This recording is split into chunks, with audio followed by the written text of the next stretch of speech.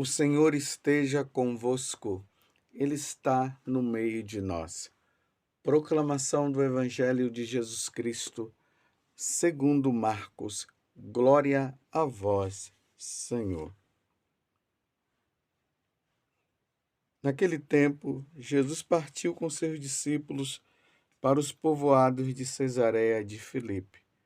No caminho, perguntou aos discípulos: Quem dizem os homens que eu sou? Eles responderam: Alguns dizem que tu és João Batista, outros que és Elias, outros ainda que és um dos profetas. Então ele perguntou: E vós, quem dizeis que eu sou? Pedro respondeu: Tu és o Messias. Jesus proibiu-lhe severamente de falar a alguém a seu respeito. Em seguida, começou a ensiná-los, dizendo que o Filho do Homem devia sofrer muito, ser rejeitado pelos anciãos, pelos sumos sacerdotes e doutores da lei. Devia ser morto e ressuscitar depois de 3 dias. Ele dizia isso abertamente. Então Pedro tomou Jesus à parte e começou a repreendê-lo. Jesus voltou-se, olhou para os discípulos e repreendeu a Pedro, dizendo: Vai para longe de mim, Satanás. Tu não pensas como Deus, e sim como os homens. Palavra da salvação. Glória a vós, Senhor.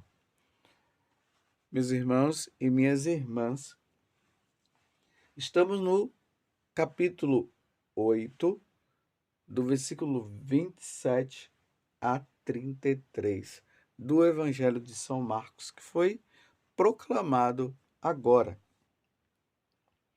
Aqui começa agora uma nova fase dessa caminhada que nós estamos fazendo com o nosso Senhor Jesus Cristo, e é de suma importância para que você possa entender melhor quem é Jesus e o que ele veio fazer. Por isso que Jesus agora faz a pergunta para os discípulos: Quem dizem os homens que eu sou?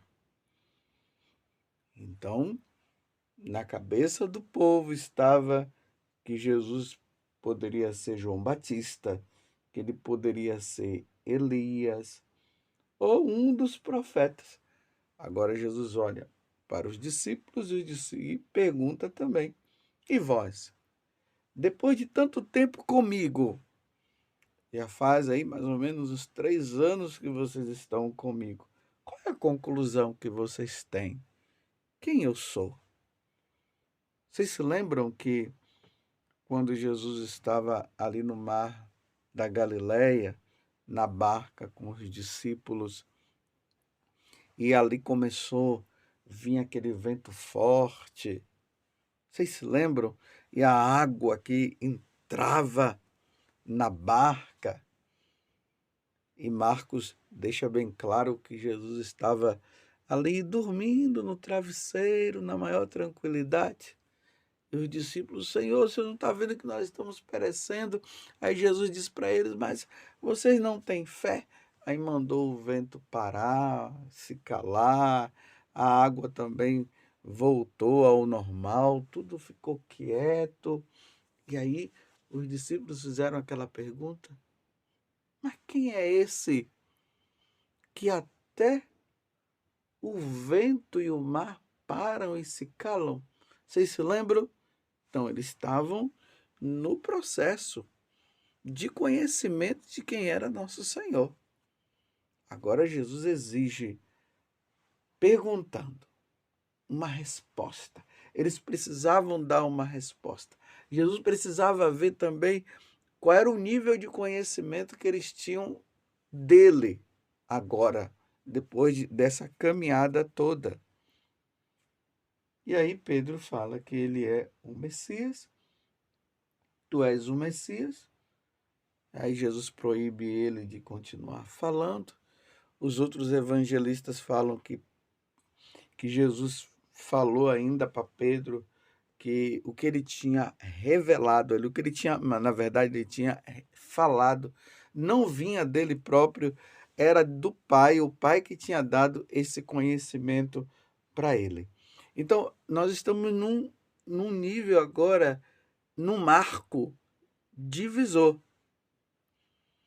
Até então, o povo seguindo Jesus, indo atrás dele, Jesus curando, expulsando os demônios, Jesus falando e o povo indo atrás, Jesus multiplicando os pães e o povo se alimentando e o povo na maior alegria. Nunca vimos um homem como esse. Era assim, tá vendo? Aquela alegria.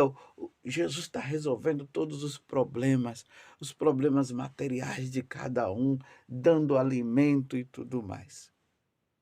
Agora, Jesus vai aprofundar. E ele, aprofundando, ele vai dizer agora a missão dele. Ainda em parte, ele começa a dizer que ele vai sofrer. Se lembram também quando ele curou aquele homem de mão seca, que os herodianos, junto ali com os fariseus, já tomaram a firme decisão de matá-lo? A pressão começa a vir a pressão. O povo atrás dele, se maravilhando com as obras de cura, libertação, tudo, exorcismo.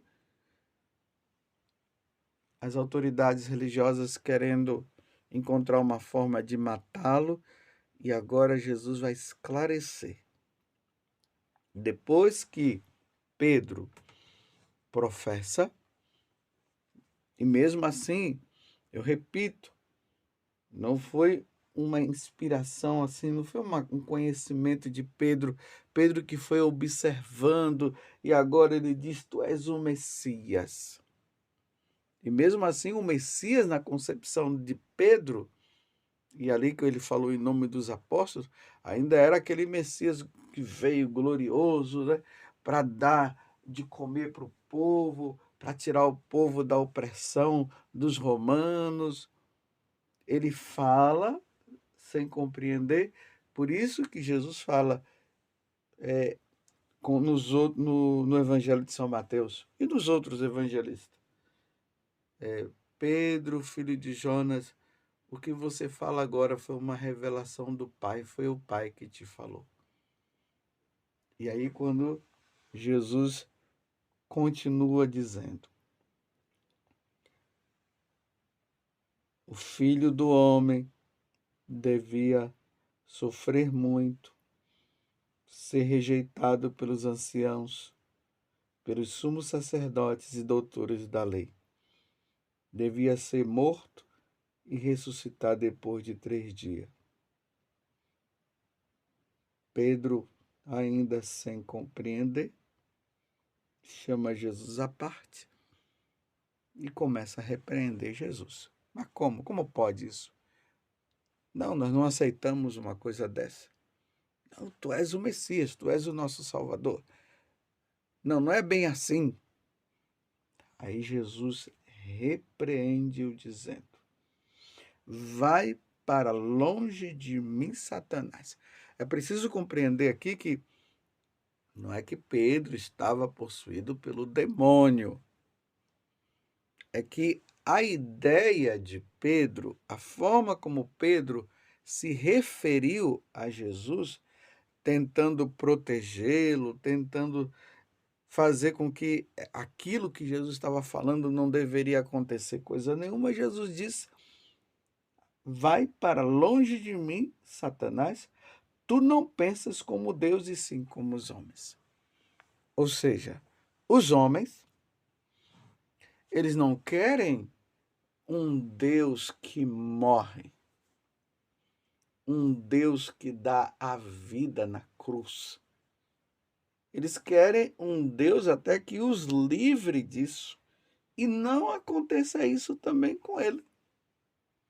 Por isso que os ateus, aqueles que não acreditam na divindade de Jesus Cristo, começam até a dizer que como é que vocês seguem um homem que diz ser Deus, mas que morre na cruz? Ele é um fracassado. O que morre na cruz é um fracassado. É a concepção humana. Só que é preciso entender, meus irmãos, que quando nosso Senhor veio, ele veio justamente para isso.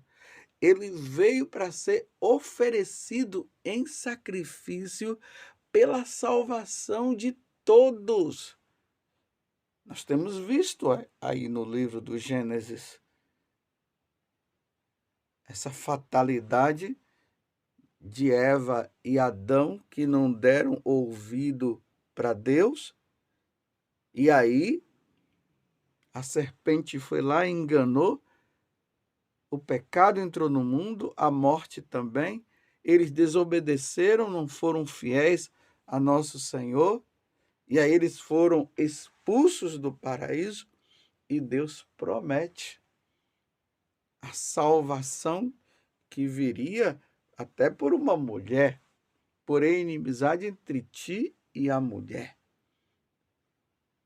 E essa mulher, Nossa Senhora, que iria receber no seu ventre o Salvador, a segunda pessoa da Santíssima Trindade, que precisava ter um corpo humano, uma natureza humana, porque ele é divino e Deus não morre, para se oferecer em sacrifício pela nossa salvação. Esse deve ser o conhecimento necessário que nós devemos ter em relação a nosso Senhor Jesus Cristo. Ele é aquele que veio para oferecer em sacrifício. Você vê que nós estamos lembrando aqui de Noé e tudo. Você viu que quando aconteceu o dilúvio, aí Noé foi lá, ofereceu um sacrifício de animais. Esse sacrifício de animais, ele não tinha ainda o seu fim necessário. Não era um animal que teria que sofrer. Quem teria que sofrer, quem teria que morrer, seria o homem. Mas como o homem também não tinha o poder de redimir o pecado da humanidade, era preciso que esse homem fosse Deus. Então agora Jesus começa a dizer para os discípulos a sua missão. Eu vou passar por tudo isso, mas ao terceiro dia ressuscitarei. Ele oferece-se em sacrifício pela nossa redenção. Então, se nós ficarmos apenas seguindo Jesus, para Jesus resolver o meu problema bancário, para Jesus resolver o meu problema de saúde, para Jesus resolver o meu problema de dor de cabeça, para Jesus resolver alguma situação que eu tenha aqui, que eu estou precisando, este segmento de Jesus ainda é um segmento fora do verdadeiro conhecimento. Nós precisamos ir atrás de Jesus porque Ele é Deus que nos salva. Nós o seguimos para que Ele nos liberte do pecado, da ação de Satanás na nossa vida. Nós devemos ir atrás de Jesus porque Ele é o nosso Salvador. Nós devemos seguir Jesus, porque é Ele que abre agora a porta do céu, para que nós tenhamos vida e vida eterna. Porque o pecado, ao entrar no mundo, destruiu a nossa vida. Nós ficamos com uma vida limitada, é por isso que vem a morte. E agora ele vem para nos dar vida eterna com ele, para estarmos e habitarmos com a Santíssima Trindade e vivermos a nossa vida em Deus. Se nós não buscarmos Jesus por amor, por isso, por esses benefícios, por esta grande graça que Ele nos dá de nos libertar do pecado, nós vamos buscá-lo para resolver problemas materiais. Nós vamos buscá-lo apenas porque nós queremos uma vida aqui nesse mundo. Não, nós devemos buscar Jesus porque Ele nos redime, Ele nos redimiu do pecado, da salvação, Ele nos deu vida eterna. E é por isso que nós, a partir disso, nós renunciamos a Satanás, renunciamos ao pecado e levamos uma vida santa. Se você não buscar Jesus por essa intenção, meu amigo, você ainda está muito atrasado. É por isso que a leitura da Sagrada Escritura, a leitura da tradição da igreja, dos ensinamentos dos santos padres, isso nos leva a essa compreensão. Se não, meus irmãos, eu repito, nem a missa nós vamos querer. Entre a missa e a cura do meu dedo, a pessoa vai preferir a cura do dedo. Entre a missa e a pessoa ter o emprego, ela vai preferir que Jesus dê o emprego do que Ele dê a salvação na renovação do sacrifício da cruz que se dá na Santa Missa. É buscar pouco demais. Por isso que tem muita gente que prefere que Deus resolva o problema material do que o grande problema, que é a remissão dos pecados, para nós termos a salvação eterna. Você está compreendendo? Por que agora Jesus começa a falar? Ele vai falar isso 3 vezes para os discípulos e mesmo assim eles ainda não conseguem compreender. Essa é a primeira vez que ele fala. Em seguida, começou a ensiná-los dizendo que o Filho do Homem devia sofrer muito, ser rejeitado pelos anciãos, pelos sumos sacerdotes e doutores da lei, e devia ser morto e ressuscitar depois de 3 dias. Como as pessoas não querem o crucificado, porque aparentemente o crucificado demonstra derrota, aí Pedro vai lá e diz, não, isso não. Só que é na cruz que acontece a redenção nossa. Vitória, tu reinarás. Ó cruz, tu nos salvarás. Ali está a vitória. É necessário que o Filho do Homem passe por tudo isso para nos redimir e nos salvar, para que nós possamos habitar no céu. E aí teremos que dar a nossa resposta. Sim, Senhor. Diante da tua paixão e morte e ressurreição, eu renuncio agora ao pecado, eu renuncio à idolatria, eu renuncio ao diabo e quero tê-lo como o meu único Deus e Senhor. É assim que nós vamos caminhar. Mas a rejeição de Pedro é a rejeição de muitos. Ninguém quer um Deus que morre na cruz. Mas nós queremos. Nós queremos estar aos pés da cruz com a Virgem Maria, com São João, olhando, nos abandonando e nos oferecendo e vendo ele dizer ao Pai, Pai, em tuas mãos eu entrego o meu espírito. E antes ele dizendo, Pai, perdoa-lhes porque não sabem o que fazem. É o oferecimento de Cristo pela nossa redenção. Louvado seja nosso Senhor Jesus Cristo, para sempre seja louvado, e a nossa mãe, Maria Santíssima.